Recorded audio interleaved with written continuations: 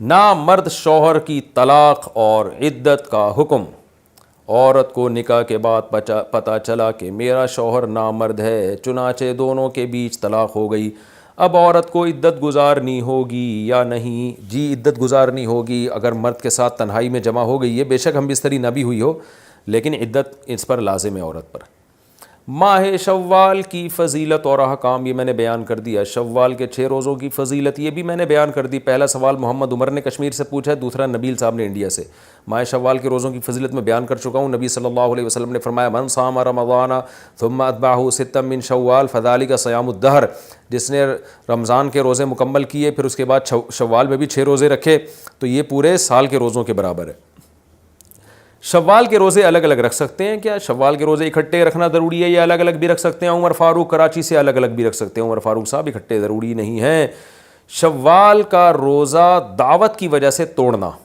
میں نے شوال کا روزہ رکھا ہوا تھا، مجھے ایک دعوت پر بعض ساتھیوں نے کہا کہ نفلی روزہ توڑنا جائز ہے، میں نے توڑ دیا، کیا میرا یہ عمل صحیح تھا اور کیا مجھ پر قضا واجب ہے یا نہیں؟ محمد انور کراچی سے۔ بلا وجہ نفلی روزہ توڑنا بھی جائز نہیں ہے، لیکن اگر معقول وجہ ہو، جیسے دوستوں نے دعوت کی، اب آپ کا یہ ہے کہ اگر دعوت قبول نہیں کی وہ ناراض ہو جائیں گے، تو ایسی صورت میں آپ روزہ توڑ سکتے ہیں، لیکن بعد میں اس کی قضا کرنی پڑے گی، کیونکہ قرآن کہتا ہے یا ایھا الذین آمنوا لا تبطلوا اعمالکم، اپنے اعمال کو ضائع مت کرو۔ تو اب ایک دفعہ رکھ لیا تو اب اس کو ٹھیک ہے، کسی وجہ سے توڑ دیا تو اب بعد میں دوبارہ رکھیں اس کو، واجب ہے وہ۔ ایام 20 کے روزوں کی فضیلت۔ ایام 20 کے روزوں کی کیا فضیلت ہے؟ محمد ندیم کراچی سے۔ حدیث میں ایام 20 کے روزوں کے بارے میں آتا ہے جس نے ایام 20 کے روزے رکھے پورے مہینے کے روزوں کے برابر ہیں، کیونکہ ایک نیکی 10 نیکیوں کے برابر، تو 3 روزے ایک روزہ 10 روزوں کے برابر، تو 3 روزے 30 روزوں کے برابر، تو یہ فضیلت ایام 20 کی رکھنا چاہیے۔ کیا لڑکی باپ کی اجازت کے بغیر شادی کر سکتی ہے؟ اگر لڑکی کے والد کو داماد پسند نہیں آ رہا ہے جبکہ لڑکی ضد پر اڑی ہوئی ہے کہ میں اسی لڑکے سے شادی کروں گی، تو کیا لڑکی اپنے والد کی اجازت کے بغیر بھاگ کر یا کسی اور طرح سے شادی کر سکتی ہے؟ محمد ابرار انڈیا سے۔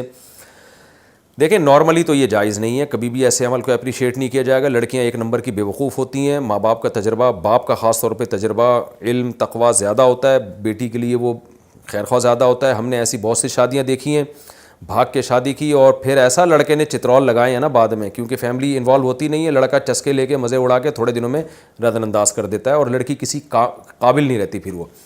تو نارملی تو اس کی عمل کی بالکل اجازت نہیں دی جائے گی۔ یہ الگ بحث ہے کہ نکاح ہوگا کہ نہیں ہو جائے گا، اگر کرے گی نکاح ہو جائے گا یا نہیں ہوگا، یہ ایک الگ بحث ہے، لیکن یہ عمل بہرحال قابل تعریف نہیں ہے۔ ہاں ایسی صورت میں لڑکی کے لیے جائز ہے کہ لڑکی کے رشتے آ رہے ہیں اور باپ مسلسل ریجیکٹ کر رہا ہو اور لڑکی کی عمر بڑھتی چلی جا رہی ہے، یعنی باپ بعض دفعہ دلچسپی نہیں لیتے، یہ خامخواہ کی انا کا مسئلہ بنا لیتا ہے باپ۔ اچھے والے رشتے آ رہے ہیں لیکن ابا نے دماغ میں کھوپڑی میں بٹھایا میں نے وہیں کرنی ہے، یہاں کرنی نہیں ہے، خاندان میں ہی کرنی ہے، باہر نہیں کرنی۔